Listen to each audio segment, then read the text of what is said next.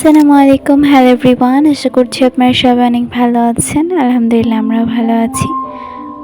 তো আজকে নতুন আরেকটি ভিডিও শেয়ার করছি। এটা বেশ কয়েকদিন আগের। তো দেখতেই পাচ্ছেন এটা হচ্ছে দুধের সর, যেটা কিনা আমার আম্মু নর্মাল ফ্রিজে রেখে এভাবে জমিয়ে নিয়েছেন। বেশ অনেক দিন ধরে কিন্তু দুধের সরটা জমাতে হয়। আর বুঝতেই পারছেন কেন জমিয়েছে। আসলে ঘি তৈরি করবেন, এজন্য ঘরে তৈরি ঘি কিন্তু অলওয়েজ বেস্ট। তাই আম্মু এখানে ঘি তৈরি করবে। পুরোটুক সর নিয়ে এভাবে প্রথমেই দেখছেন মাখিয়ে নিচ্ছে, তারপর এভাবে ঘুরিয়ে ঘুরিয়ে আম্মু ফাটিয়ে নেবেন। বেশ অনেকক্ষণ ধরে এভাবে ফাটিয়ে নিয়েছেন। এটা ফাটিয়ে নিয়ে যাওয়ার পরে কিন্তু বাটার হয়ে যাবে। বেশ কিছুক্ষণ পরে লক্ষ্য করতে পারবেন এটা কিন্তু একটু সাদা হয়ে গিয়েছে, মিশ্রণটা আর হালকা পাতলা হয়ে গিয়েছে। এখন এটা ঠিকমতো ফাটানো হয়েছে কিনা বোঝার জন্য আমি এখানে নর্মাল পানিতে একটু দিয়ে নিয়েছেন এবং দেখতে পাচ্ছেন ভেসে উঠেছে, তার মানে এটা এই পর্যায়ে পারফেক্ট আছে। এখন আর একটু ফেটিয়ে নিয়েছেন। আর আজকে দুপুরে রান্না করবেন এখানে মাংস, গরুর মাংস ঝাল ভিজিয়ে নিয়েছেন আর কিছু কুটাকাটা করে নিয়েছেন। এটা ছিল ফ্রাইডের ভিডিও, তাই আসলে এত আয়োজন। তো এরপরে এখানে আমার আম্মু নর্মাল পানি নিয়ে নিচ্ছেন, নিয়ে তারপরে এটা আলতো হাতে একটু ধুয়ে নিচ্ছেন। এবং যেহেতু পানি দিয়ে প্রথমে আমরা পরীক্ষা করেছি এটা ভেসে উঠেছে কিনা, তাই এই সময় পানি দেওয়ার সময় কিন্তু ভেসে যাবে। তো আমার আম্মু দেখতেই পাচ্ছেন এভাবে একটু পুরোটায় পানি দিয়ে দিয়েছেন। এখন এটা অনেকটাই ভেসে আছে আর আম্মু নাড়িয়ে নিচ্ছেন এখানে বেশ অনেকক্ষণ ধরে। তারপরে এই পানিটা ছেঁকে হাত দিয়েই হচ্ছে আম্মু বাটার যেটা হয়েছে ওইটা উঠিয়ে নিচ্ছেন আলাদা একটা বাটিতে। আসলে এটার প্রসেসিং সবাই পারে না, ঘি বানানোর প্রসেসিং আসলে অনেকটা আমার কাছে কঠিন আবার সহজও লেগেছে। তো আপনারা হয়তো অনেকেই পারেন, যারা পারেন না আশা করি আজকে ভিডিওটা দেখে মোটামুটি ক্লিয়ার হয়ে গিয়েছেন। তো আমি এখানে অনেকটা উঠিয়ে নিয়েছেন, তারপরে বাকি ছিল ওটা উঠিয়ে নিচ্ছেন।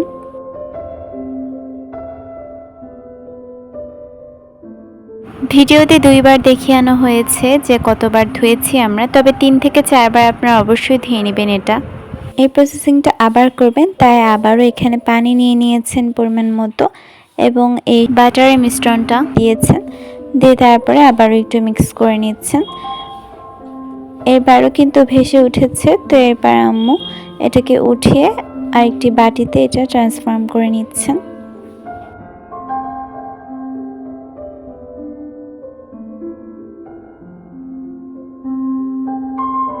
সম্পূর্ণটা আম্মু উঠিয়ে নিয়েছেন। এখন একটা শুকনা কড়াইয়ে আম্মু চুলায় বসিয়ে দিয়েছেন এবং এই মিশ্রণটা দিয়ে দিচ্ছেন। এখন দেখতেই পাচ্ছেন এটা কিন্তু আস্তে আস্তে নাড়তে হবে এবং এটা গরমের তাপে কিন্তু বেশ গলে যাবে এবং পাতলা হয়ে যাবে। তো এটাকে আপনাকে অনবরত নাড়তে হবে, চুলার আঁচটা মতো মিডিয়াম টু হাই রেখে। আর খেয়াল রাখবেন যাতে করে নিচে থেকে লেগে না যায় কিংবা পুড়ে না যায়। আসলে এই প্রসেসিংটা করতে অনেক সময় লাগবে, তাই আপনাকে অবশ্যই চুলার কাছে থেকে প্রচুর পরিমাণে নাড়তে হবে। বেশ খানিক সময় নাড়ার পরে কিন্তু একটু হলুদ হয়ে যাবে, দেখতে পারবেন এই মিশ্রণটা। এবং এটাকে আরও নেড়ে চেড়ে আপনাকে এরকমটা করে নিতে হবে, অর্থাৎ মানে তেলটা ছেড়ে দিবে আর যেটা আলাদা হয়ে যাবে ওটা কিন্তু হালকা লাল লাল হয়ে আসবে, মানে ছানা মতো কেটে যাওয়া দেখা যায় আর কি।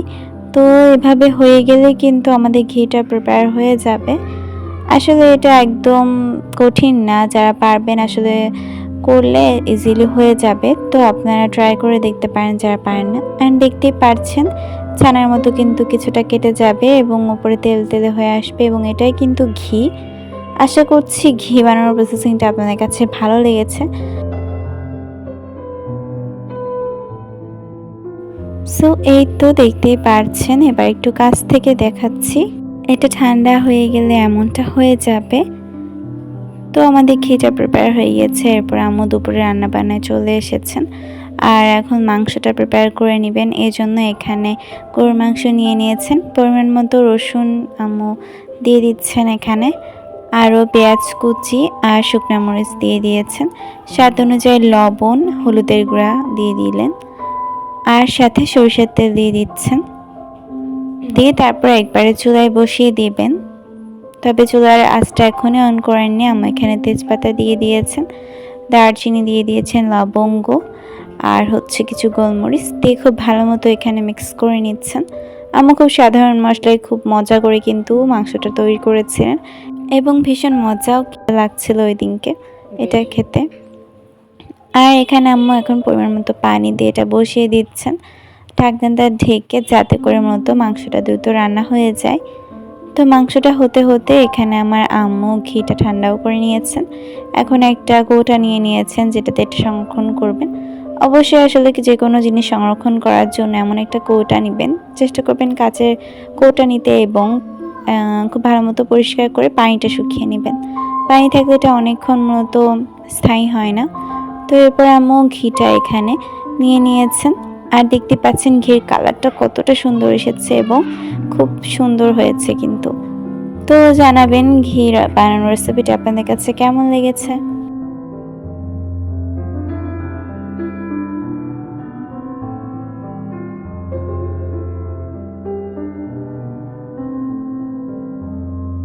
বেশ কিছুক্ষণ পরে এখানে ঢাকনাটা তুলে নিয়েছি এবং দেখতেই পাচ্ছেন গোশটা কিন্তু অনেকটাই হয়ে গিয়েছে। এটাই প্রায় সিদ্ধ হয়ে গিয়েছে অ্যান্ড কালারটা এত সুন্দর লাগছে, আশা করি দেখে বুঝতে পারছেন।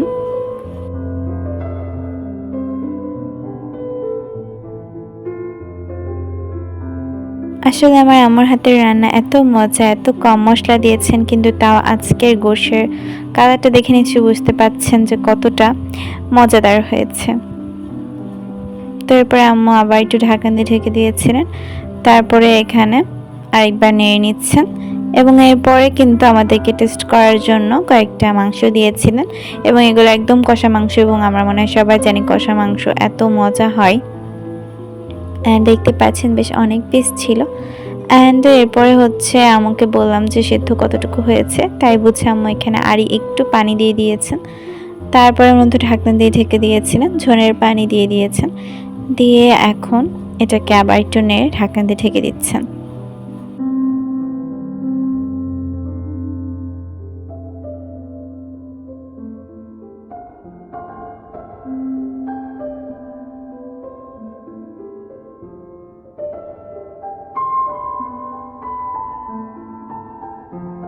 এরপরে মূলত ছাদে চলে গিয়েছিলাম। এখানে আমার আম্মু লাল আলুর পাতা দিয়ে হচ্ছে তরকারি রান্না করবেন, তাই আর কি এখানে এটা তুলতে এসেছেন। অ্যান্ড পাতাগুলো এত সুন্দর, আশা করি আপনারা দেখে বুঝতে পারছেন। অ্যান্ড বেশ অনেকগুলো হয়েছে, আম্মু এখন একটা একটা করে ছিঁড়ে নিচ্ছেন। অ্যান্ড এই পাতার তরকারিটা মূলত আলু দিয়ে রান্না করবেন এই জন্য।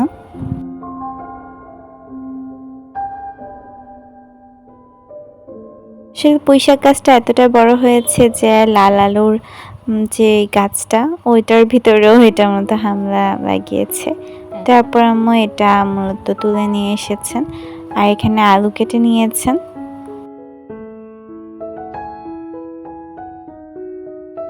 একটা কড়াইতে এখন পরিমাণ মতো তেল দিয়ে দিয়েছেন আর আলুগুলো দিয়ে নিচ্ছেন।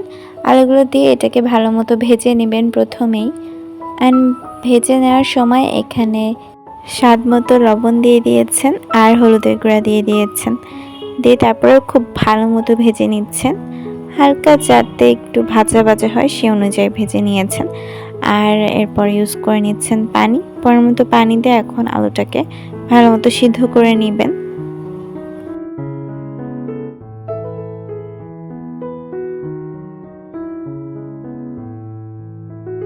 ঢাকনা দিয়ে ঢেকে দিয়েছেন, তারপরে মূলত ঢাকনাটা তুলে নিয়েছেন এবং দেখতে পাচ্ছেন এটা কিন্তু রান্না হচ্ছে। এবং আম্মু এখানে বাটা মশলা ব্যবহার করে নিয়েছেন। বাটা মশলা এখানে ঝাল, পেঁয়াজ আর জিরা বাটাটা ইউজ করেছেন। সব কিছু মিলে 1 থেকে 2 টেবিল চামচ ছিল।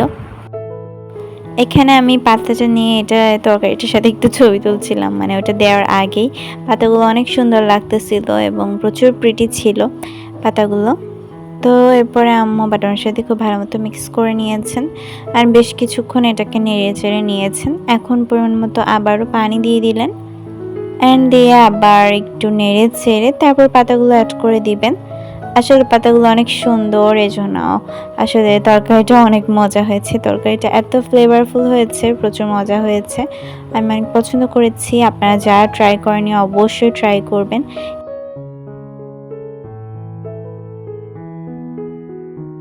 আর এখানে হচ্ছে মাছ দিয়ে দিচ্ছেন, এটার ক্লিপ অবশ্য নেই। তো এখানে আম্মু লবণ হলুদ দিয়ে মাছ ভেজিয়ে নিয়েছিলেন, এখন সেটা দিয়ে দিচ্ছেন।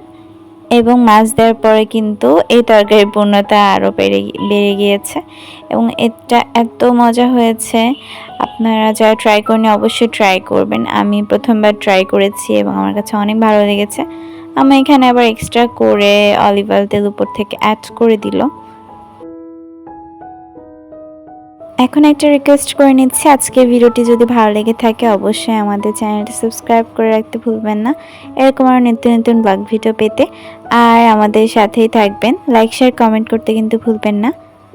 অ্যান্ড এই ছিল আমাদের দুপুরের খাবার। অ্যান্ড দেখতেই পাচ্ছেন গোশটা কতটা সুন্দর হয়েছে। এটা ছিল সন্ধ্যার দিকে এবং আমার আব্বু এখানে মিষ্টি নিয়ে হাজির, যদিও কোনো অকেশন না, তবে হচ্ছে মূলত আব্বু হচ্ছে কালীগঞ্জ থেকে মিষ্টি অর্ডার দিয়েছিল একজনের দ্বারা। তো এখানে রসগোল্লা আর ল্যাংচা মিষ্টি এনেছে এবং মিষ্টিগুলো কিন্তু অনেক মজা ছিল। আর রসগোল্লাটা অনেক সফট ছিল আর ল্যাংচাটা অনেক মজা ছিল এবং আমার কাছে কি জানি রসগোল্লাটাই বেশি ভালো লাগছে, বাট কালীগঞ্জে কিন্তু ল্যাংচাটা অনেক বিখ্যাত। তো এরপরের মধ্যে আমরা এটা এনজয় করছিলাম। আজকে সারাদিনের ভিডিওতে শুধু আমি রান্নাই শেয়ার করেছি আপনাদের সাথে, আর তেমন কোনো কিছুই শেয়ার করিনি। আর এখানে মিষ্টিটা খাচ্ছিলাম। অ্যান্ড দেখতেই পাচ্ছেন এটা হচ্ছে মেজাদার জলচোখ, তো দোকানের মিষ্টি। অ্যান্ড আমি এখানে দেখাচ্ছিলাম আসলে মিষ্টিটা কতটা সুন্দর এবং আশা করছি আজকের ভিডিওটা আপনাদের কাছে ভালো লেগেছে। তো আজকে ভিডিওটা কিছুটা বড়ই হয়েছে, তবে এখনই বিদায় নিয়ে নিচ্ছি। সবাই ভালো থাকবেন, সুস্থ থাকবেন। আল্লাহ হাফেজ।